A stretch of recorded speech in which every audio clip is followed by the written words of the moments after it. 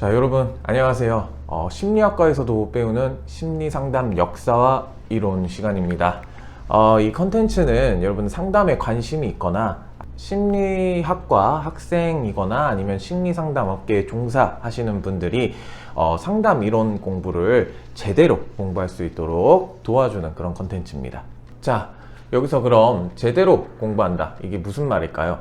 여러분들 혹시 이런 질문 안 해보셨나요? 내가 배우고 있고 또 내가 앞으로 이렇게 나의 전문성을 만들어갈 이 공부를 하는 데 있어서 단순하게 시험 문제 맞추듯이 그냥 단순 암기하듯이 공부하고 계시진 않으신가요? 자, 또 이런 식으로 공부해서 여러분들의 전문성을 만들어 간다는 것에 대해서 좀 한계를 느끼고 계시진 않으신가요? 제가 아는 심리 상담사 분께서는 지금은 이제 개업을 하셨지만은 이제 개업을 준비하고 계신 그 과정에서 굉장히 다양한 것들을 준비하고 또 생각을 하시고 하다가 문득 이런 질문을 좀 하셨다고 합니다. 자, 이 상담업계는 좀 어떨까? 이 상담업계에 계시는 그 당사자들은 도대체 무슨 마음으로 이 일을 하고 있을까? 그리고 이런 질문을 조금 하게 됐다고 합니다. 자, 그래서 근처 심리 상담소를 중에서 이제 굉장히 괜찮아 보이는 그런 곳을 나름대로 찾아서 이제 거기에다가 상담 신청을 했다고 합니다. 그래서 앞에 했던 그런 질문들도 좀 해보고, 그런 내용들 도대체 무슨 마음으로 일을 하시는지, 또 하실 때 어떤 점이 좀 불편하고 좀 어려웠는지, 나름대로의 어떤 노하우나 좀 어떤 그런 것들, 꿀팁 같은 것들을 좀 배워볼 수 있을지, 앞으로 상담소를 개업하고 상담사로 살아가는데 좀 어떻게 해야 될지, 그런 거에 대해서 나름대로 조금 도움을 좀 얻고자 상담을 신청하러 가셨다고 해요. 근데 거기에서 계신 분이 솔직하게 이런 쪽 일을 좀 어때요? 하고 이제 인터뷰하듯이 질문을 좀 했다고 하는데, 그분께서 이제 말씀해 주신 거는 간단하게 좀 요약하자면 이렇습니다. 나에게 남는 것은 명함 한 장뿐이다 라고 대답하셨고, 또 허무하다, 아무 느낌이 없다, 시간만 지난 것 같다, 그리고 무엇보다도 상담사의 전문성이라는 거는 많은 이론을 외우는 것이다 라고 하시면서 이제 지난 20년 동안 공부를 하셨는데, 그런 수련수첩이라는 거를 이렇게 끊임없이 도장 채우는 것을 채워나가시면서 지내고 계셨다라고 이제 말씀을 하셨습니다. 자, 이처럼 20년 동안 공부하고 또 상담사로서 활동을 하고 계심에도 불구하고 내가 지금 무슨 일을 하는 건지, 내가 이 일을 한다는 게 도대체 무엇인지, 또 제대로 하고 있다라는 그런 확신도 없이 그냥 상담 이론을 최대한 많이 공부하고 접하고 끊임없이 그냥 외우고 하다 보면은 이런 것들이 좀 해결되고 나의 전문성이라는 게 좀 만들어지지 않을까라는 그런 마음을 품고서 계속 지금까지 지내고 계시는 이런 모습을 좀 보게 됩니다. 근데 이 모습이 어떻게 보면 2분만의 이야기가 아니고 많은 분들이 조금 겪게 되고 앞으로 겪게 될 거고, 또 지금 겪고 있는 어떤 그런 이야기이자 어떻게 보면은 겪고 있는 문제다라고도 좀 생각을 해볼 수 있을 것 같습니다. 자, 그래서 여러분들 자신의 어떤 상담사로서 전문성을 만들어 간다는 거는 그냥 시험 문제 풀듯이, 시험 문제 공부하듯이 그냥 암기하고 점수 잘 받는 그런 공부하는 것, 그런 게 아니고요. 진짜 나의 전문성을 만들어 갈 수 있는 제대로 된 공부, 지금부터 저와 함께 이 컨텐츠를 통해서 함께 좀 공부해 나갔으면 좋겠습니다. 그런 의미에서 지난 시간 동안 어떤 것들을 했느냐, 고대부터 중세까지의 그 인간의 마음, 심리라는 것에 대해서 어떻게 이해를 하고 또 치료를 어떤 식으로 했는지를 간단하게 좀 살펴봤고, 또 그 다음에 이어서 근대에 들어와서 과학이 발전을 하게 되면서 좀 그런 사람의 마음, 그 심리라는 것을 어떤 식으로 이해를 좀 하고 바라봤는지에 대해서 살펴봤고, 이번 시간에는 좀 그렇다면은 그 근대 시대의 치료 같은 것들은 그 중세 시대와의 차이점, 그러니까 중세 시대 이후에는 어떤 식으로 조금 심리에 대한 심리 치료라는 것들을 좀 진행을 해 왔는지를 좀 간단하게 좀 살펴볼 거고요. 오늘 살펴볼 인물은 어떻게 보면 최초의 심리치료라고 할 수 있는 이제 프로이트의 정신분석에도 굉장히 큰 영향을 줬던 그런 인물이자 어떤 그런 인물의 이론입니다. 전 지난 시간에도 간단하게 좀 설명했지만, 이 인물은 최초의 심리적 현상을 활용한 치료 활동을 했던 인물이라고 얘기를 할 수가 있습니다. 바로 누구냐면은 프란츠 안톤 메즈머라고 하는 사람입니다. 이 사람의 인생을 한마디로 조금 간단하게 요약해서 정리하자면 시대를 역행하는 사람의 말로를 보여주는 인생이다 라고 말을 할 수가 있을 것 같습니다. 자, 어떻게 하다가 이렇게 시대를 역행하는 인생을 살게 됐는지 우리 한번 살펴보도록 하겠습니다. 프란츠 안톤 메즈머는 1734년에서 1815년도까지 살았던 인물입니다. 한마디로 이제 18세기 한 중후반 정도의 활동을 활발하게 했던 인물이다 라고 생각을 하시면 될 것 같습니다. 오스트리아 빈 출신이고요. 한동안은 거기서 살기도 했습니다. 자, 직업은 의사라고 말을 할 수가 있겠습니다. 자, 메즈머는 이 의사라는 직업을 갖기 이전에도 어떤 다른 직업이 있었는데요. 무엇이었냐면은 신학자이자 철학자였다라고도 말을 합니다. 그래서 단순하게 관심만 가진 수준이 아니고 이거는 이제 학교도 나와서 학위까지도, 박사학위까지도 이제 땄을 정도로 굉장히 관심을 많이 가졌고, 이후에는 이제 의학에 관심을 두고 이제 의사라는 직업을 갖게 됩니다. 뿐만 아니고 여기 나오는 것처럼 물리학, 수학, 그리고 뭐 화학 이런 거에도 굉장히 관심을 많이 가졌고, 특히 이제 음악에도 관심이 굉장히 많았던 인물이었다라고 얘기를 합니다. 자, 이렇게 다양한 분야에 관심이 많다 보니까 이 다양한 분야에 종사하고 있는 어떤 그런 전문가들이나 이런 사람들하고 이런 토론이나 이런 얘기들을 하는 걸 굉장히 즐겼다고 해요. 그래서 메즈머 같은 경우에는 오스트리아 빈의 굉장히 유명 인사, 그러니까 핵인싸라고도 부를 정도의 굉장히 많고 넓은 그런 인맥을 가지고 있었다라고 얘기를 할 수가 있습니다. 이런 핵인싸 메즈머에게는 또 하나의 특징이 있었는데 바로 뭐였냐면은 부자라는 점이었습니다. 그래서 본인 스스로도 어느 정도 좀 돈이 있기도 했지만은 와이프가 특히 돈을 조금 많이 가지고 있는 그러니까 와이프도 돈이 조금 있는 어느 정도 부자였던 그런 인물이었기 때문에 그 아내 되는 분하고 해서 이제 결혼을 하게 되면서 이제 그 많은 사람들을 초대해서 수용할 수 있는 그런 넓은 집, 그리고 그 사람들한테 파티를 이제 베풀 수 있는 그런 재력들, 이런 것들을 갖추게 되면서 급격하게 이제 핵인싸로 뜨게 되는 거죠. 그리고 많은 사람들이 또 이 집에 초대받거나 또 찾아가서 이렇게 같이 끼어 들어가기를 굉장히 좀 원했다고 해요. 그 넓은 인맥, 한마디로 그 메즈머의 그 인맥, 그 속에 자기도 좀 포함되고 약간 그들만의 리그라는 게 있죠. 거기에 좀 속해지고 싶어서 이렇게 문을 두드리고 하는 사람들도 굉장히 많았던, 말 그대로 진짜 핵인싸였다라고도 말할 수 있는 인물이 바로 메즈머였습니다. 뿐만 아니고 메즈머는 이제 이 많은 재력을 가지고서 후원하는 것도 좀 많이 했었는데, 특히 어떤 예술가라든지 음악가한테 후원하는 사례도 있었는데, 대표적으로 이제 후원했던 이제 음악가가 바로 이제 볼프강 아마데우스 모차르트라는 인물입니다. 굉장히 유명하죠, 모차르트. 모차르트가 어린 시절부터 활동하죠, 모차르트가. 그래서 어린 시절에 모차르트를 후원했던 인물, 대표적인 인물이 바로 메즈머다라고 얘기를 할 수가 있습니다. 그래서 둘 사이가 굉장히 돈독하고 했다라고도 얘기가 나오는데, 메즈머는 그 하모니카 연주하는 걸 굉장히 좋아했다고 합니다. 만들고 연주하는 걸 굉장히 좋아해서 모차르트가 하모니카 5중주를 작곡해서 선물했다라고 하는 그런 일화도 있을 정도로 나름대로 이제 굉장히 사이가 돈독했다라는 이야기도 있습니다. 자, 이런 굉장히 잘 나가고 핵인싸였던 그런 메즈머가 어느 날 문득 자신의 새로운 치료법을 개발해서 사람들 앞에 선보이는데요. 자, 이 만들어지게 된 배경을 한번 살펴보도록 하죠. 어떻게 이 치료법이 나오게 됐느냐. 자, 때는 1774년 외국에서 여행 온 한 부인이 갑자기 위경련으로 쓰러지게 됩니다. 당시에 예수의 신부였던 막시밀리안 헬이라고 하는 사람은 자, 이 부인을 치료를 하게 되는데요. 바로 어떻게 치료하게 되냐면 바로 이 자석이라는 걸 가지고 치료를 하게 됩니다. 그때 당시에 자석은 굉장히 영적이고 좀 특별한 힘을 지닌 광석이라고 생각을 했었어요. 다른 광물들과는 다르게 자기 스스로 어떤 중력의 힘을 거스르고 땡기든지 밀어내든지 하는 그런 것들을 가능하게 하는 그 광석을 보고 굉장히 특별하고 신기한 광물이다라고 생각을 해서 고대 때부터 굉장히 주술적인 도구로서 많이 활용이 되었다라고 말을 할 수가 있죠. 자, 그래서 그 신부님도 자연스럽게 그 자석이라는 도구를 활용해서 부인을 치료를 하게 되는데요. 매즈머는 그 부분에 이제 관심을 굉장히 갖게 됩니다.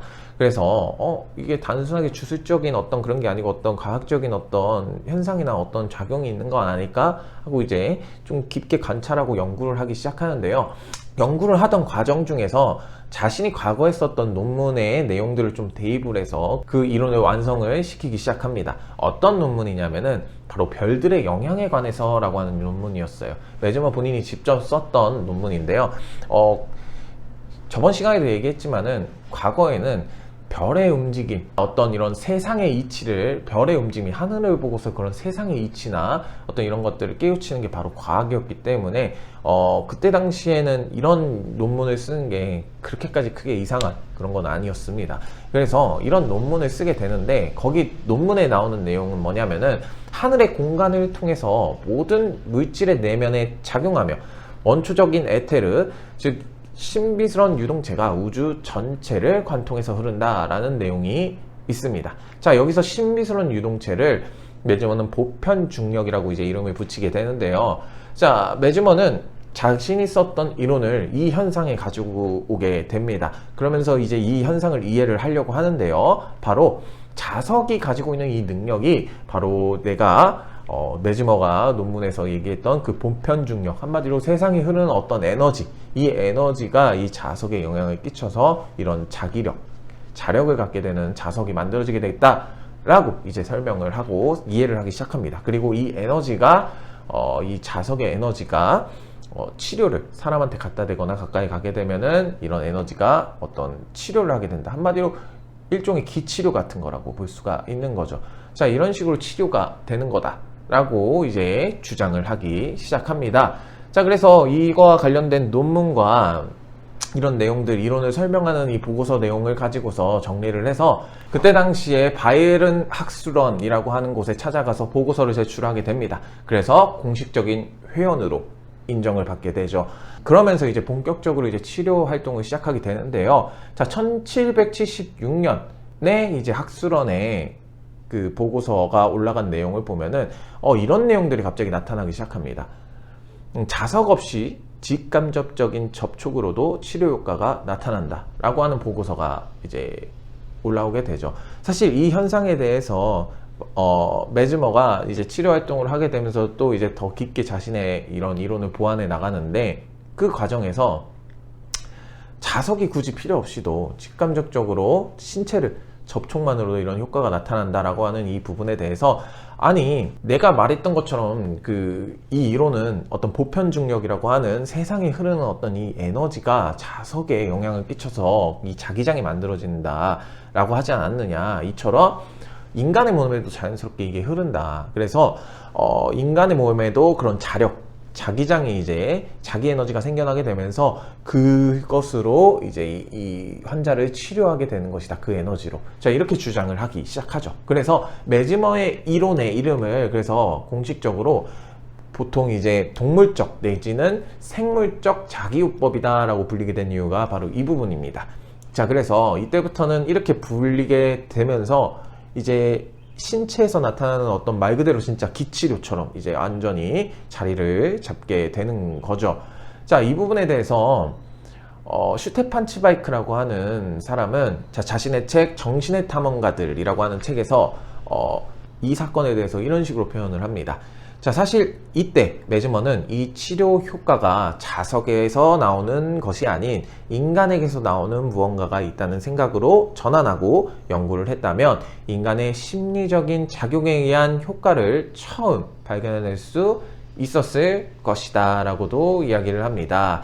자, 이 말은 뭐냐면은 매즈머가 어떻게 보면은 자석이라는 걸 활용을 했는데 자석이 아니라 인간에게서도 이런 효과가 인간의 신체 접촉으로도 나타난다고 하는 그 현상을 봤을 때 그럼 자석이 아닌 또 다른 무언가가 있는가? 라고 하는 좀 더 이제 과학자적인 자세로, 연구자의 자세로 이런 것들을 관찰하는 것이 아니라 자신의 이론을 보완하고 자신의 이론을 틀리지 않았다라는 것을 증명하는 방식으로서 이런 좀 이 문제, 이 사건을 좀 해석하고 바라보고 했기 때문에 정말 인간의 심리적인 작용에 의한 효과라는 것을 찾아내지 못하게 된 거다라는 얘기를 하는 거죠.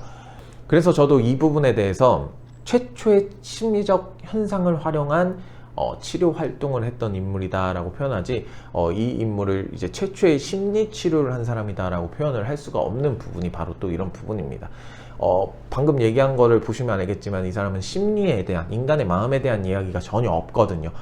그렇기 때문에 물론 최초의 심리 치료라고 할 수 있는 이제 정신분석에 영향은 줬지만은 치료 활동이라고, 그러니까 심리 치료라고 볼 수는 없는 거죠. 하지만 어쨌든 최초의 심리적 현상에 의한 치료를 했다라고, 그래서 그렇게밖에 표현을 할 수가 없는 그런, 어떻게 보면 안타까운 그런 비운의 사나이가 매즈머다라고도 얘기를 할 수가 있겠습니다. 자신이 하고 있는 이 이론에 대해서 구체적으로 이게 어떤 현상이었는지 스스로도 증명하지 못하고 애매하게 남아버린 그런 사례다라고 말을 할 수가 있겠습니다. 자, 어쨌든 매즈머의 이 치료법은 굉장히 인기를 많이 받게 됩니다. 기존에 뭐 치료하지 못하던 어떤 그런 현상이나 그런 증상들을 치료를 하게 될 수 있었기 때문에 굉장히 많은 사람들한테 인기가 많아지고 많은 사람들이 치료소로 오게 됩니다. 하지만 밝은 부분이 있으면 항상 어두운 부분도 좀 있기 마련인 것 같아요. 이 매즈머에 대해서 굉장히 이거는 사기다, 이거는 사기 행각에 지나지 않는다, 이 말이 안 된다라고 주장을 하면서 나서는 인물들이 집단이 생겨나게 되는데, 그것은 바로 같은 동료였던 의사들이었습니다. 같은 의사 동료들에 의해서 매즈머는 사기꾼으로 좀 몰리게 되고 굉장히 대립을 하게 되는 상황이 연출이 되게 됩니다. 그래서 1776년 3월에 그 학술원의 비서에게 매즈머가 보낸 편지 내용을 보면은 이런 내용들이 담겨 있어요. 자, 나의 이론의 새로움 때문에 모든 곳에서 박해를 받는다. 나는 내 분야에서 물리적, 의학적 발견을 계속하고 있습니다. 그러나 내 체계를 이해해 주기를 바라는 소망은 그럴수록 더욱 이룰 수가 없군요. 나는 여기서 가장 저급한 악당들과 끊임없이 싸움을 벌여야 합니다. 사람들은 나를 사기꾼이라고 여기고 나를 믿는 사람들을 바보라고 여깁니다. 새로운 진실의 형편이 이렇군요. 자, 이런 식으로 의사들과의 이제 대립이 끊임없이 지속이 되게 되는데요. 이거는 이제 극에 달해서 나중에는 이제 이게 빵 터지게 되는 이제 사건이 하나가 발생이 되는데요. 그게 바로 파라디스 사건이라고 하는 겁니다. 자, 이 파라디스 사건은 무엇이냐? 마리아 테레지아 파라디스라고 하는 이 인물을 중심으로 일어나게 되는 사건인데요. 그럼 이 인물은 누구냐? 어떤 사람이냐? 자, 이 인물은 4살 때 시신경의 손상으로 맹인이 됐던 사람이었습니다. 근데 맹인이 됐지만 그럼에도 불구하고 피아노에 굉장한 재능을 발휘를 했고요. 그러다 보니까 훗날 피아니스트로, 한마디로 눈이 보이지 않는 맹인 피아니스트로 활약을 하게 됩니다. 그리고 이 피아노의 재능을 알아보고 정말 감동을 받았던 우리 오스트리아의 여황제께서 이제 후원을 해주게 되는, 그래서 굉장히 그때 당시에 좀 잘 나가는 어떤 맹인 피아니스트였다라고도 말을 할 수가 있고, 넷플릭스에 보면은 이 인물을 중심으로 해서 만든 영화도 하나 제작이 되어 있더라고요. 그래서 굉장히 그때 당시에 유명하고 잘 나가는 피아니스트였습니다. 자, 근데 이 잘 나가던 피아니스트였던 이 소녀는 여유가 좀 생기고, 경제적으로 이제 여유가 생기니까 이제 무슨 생각을 하냐면은 자신의 눈을 좀 치료하고 싶다라는 생각을 좀 갖게 됩니다. 그리고 그거에 대해서 열망을 굉장히 많이 갖게 돼요. 그래서 세상을 보고 싶다, 그래서 치료를 받기 위해서 굉장히 많은 의사들을 찾아가고 많은 치료를 받게 되는데 그것들이 전혀 효과가 나타나지 않게 됩니다. 실망하고 있는 그 파라디스한테 주변 사람들이 이렇게 추천을 합니다. 야, 요즘에 매즈머라고 하는 사람이 새로운 치료법을 가지고서 정말 치료가 되지 않던 그런 증상들이나 병들을 치료하고 있다. 걔한테 가보는 건 어떻겠냐 라는 그런 추천을 받게 되는 거죠. 파라디스는 매즈머에게 찾아가게 됩니다. 자, 어떻게 됐을까요? 놀랍게도 그 시력이 회복이 되고 치료가 되기 시작했습니다. 그래서 조금씩 이제 눈이 보이기 시작하는 거죠. 근데 이 현상을 놓고서 학술원 보고서에서 이제 올라왔던 그때 당시에 그 보고서 내용을 보면은 그때는 크게 2가지 의견으로 좀 나뉜다라고 얘기를 합니다. 하나는 앞서 얘기했던 것처럼 이 파라디스라는 인물은 굉장히 눈이 회복되고 눈이 조금씩 보이고 있다라는 그런 주장이고, 또 한 가지는 아니다, 이거는 사기다, 그리고 착각이다. 그 환자가 가지고 있는 그 파라디스라고 하는 소녀가 자기가 혼자서 착각하고 혼자의 그 망상 속에서 이제 그렇다, 치료가 된다라고 믿고 있을 뿐이다 라고 이제 이야기를 하게 됩니다. 당연히 이렇게 사기다라고 주장하는 거는 의사들이었죠, 동료. 이게 말이 되냐, 안 된다, 이건 진짜 사기다 라고 이제 주장을 하는 거죠. 그리고 회복이 됐다라고 주장하는 거는 당연히 그 당사자인 파라디스와 그의 부모였습니다. 아무래도 유명하고 여왕제의 후원까지 받고 잘 나가던 예술가였던 그 파라디스가 이렇게 여기에 와서 치료가 되었다라는 것들이 이제 소문이 나기 시작하면서 이게 더 많은 이슈를 끌게 됐던 것 같아요. 자, 그래서 이런 대립이 계속 일어나는 와중에 갑자기 부모님이 이쪽 편으로 돌아섭니다. 그래, 이건 사기인 것 같다 라고 하는 방식으로 돌아서게 됩니다. 이유는 돈 때문이었다라고 얘기를 합니다. 의사들이 이렇게 회유를 했다고 해요. 생각해봐라, 만약에 이게 정말로 치료가 되는 거라면은 이제 그 딸은, 너희의 딸은 그 맹인이라는, 눈이 보이지 않는 특별함 때문에 굉장히 유명하고 잘 나가게 된 건데, 만약에 그게 회복이 되면은 굉장히 평범한 일반적인 피아니스트가 될 거고, 그러면은 여황제의 후원이라든지 네가 받고 있는 그런 연금이라든지 이런 것들이 다 끊기게 될 텐데 너 그래도 괜찮겠냐? 라고 이제 회유가 되게 되는 거죠. 자, 그래서 아니 이건 사기다 라고 주장을 하는 편으로 돌아서게 되면서 매즈머가 위기에 몰리게 되죠. 하지만 매즈머를 끝까지 지지하던 인물은 바로 파라디스였습니다. 이거는 맞다, 난 지금 치료 잘 되고 있는데 왜 그러냐. 자, 이러면서 이제 부모님과의 대립이 생기게 되는 거죠. 부모에게서 굉장히 심한 폭언과 폭행까지 당하게 됩니다. 그 과정 속에서 파라디스는 눈을 다시 시력을 잃게 되고요, 집에서 쫓겨나기까지 합니다. 자, 쫓겨난 파라디스는 결국 갈 데가 없어서 매즈머의 치료소에서 지내게 되면서 이제 처음부터 다시 치료를 받기 시작하게 됩니다. 근데 그 와중에서도 끊임없이 매즈머를 향한 공격은 더욱 거세졌고요, 결국 여황제는 의사들의 손을 들어주게 됩니다. 그래서 매즈머의 치료소는 문을 닫아라 라고 하는 그 명령을 내리게 되는 거죠. 파라디스는 끝까지 탄원합니다. 나 이거 치료 받게 해달라, 이거 말고는 내가 눈에 보이는 그 방법이 없다. 하지만 결국에는 그 탄원은 받아들여지지 않았고 매즈머는 치료소 문을 닫게 됩니다. 자, 그렇게 매즈머는 거의 오스트리아 배에서 거의 쫓겨나듯이, 거의 사기꾼 취급당하면서, 거의 범죄자 취급당하면서 오스트리아 빈에서 쫓겨나듯이 떠나게 됩니다. 자, 그렇게 쫓겨난 매즈머는 결국 어디로 가느냐? 자, 프랑스 파리로 가게 됩니다. 자, 그럼 프랑스 파리로 간 매즈머는 파리에서는 또 어떤 사건들을 경험하게 될까요? 그 이야기는 다음 시간에 이어서 해보도록 하겠습니다. 앞에서도 설명을 했지만 인생이 굉장히 시대를 역행하고 그때 당시에 추구하지 않고 이해하지 못하던 어떤 한 발 앞서간 어떻게 보면 이론을 펼치고, 그리고 그러다 보니까 자기 스스로도 이 이론에 대해서 제대로 좀 설명하지 못하는 어떤 그런 비윤을 겪게 되는 게 바로 매즈머이지 않나. 그래서 시대를 너무 앞질러 가게 되면서 오히려 시대를 역행하고 그렇게 고난을 받게 되는 어떤 그런 매즈머의 이야기는 파리에서도 이어지는데요, 파리에서는 좀 더 스케일이 커지게 됩니다. 자, 그래서 그 이야기는 다음 시간에 기대해 주시면 좋을 것 같고요. 혹시 이번 편에서 좀 제가 간단하게 생략하고 넘어가는 것들은 전 영상에서 다 이야기했던 부분들이기 때문에 그 앞에 영상들을 좀 더 참고해 주시면 좋을 것 같고요. 다음 시간에 또 파리편, 매즈머 파리편 이야기하면서 돌아오도록 하겠습니다. 그럼 여러분들 다음 영상에서 뵐게요.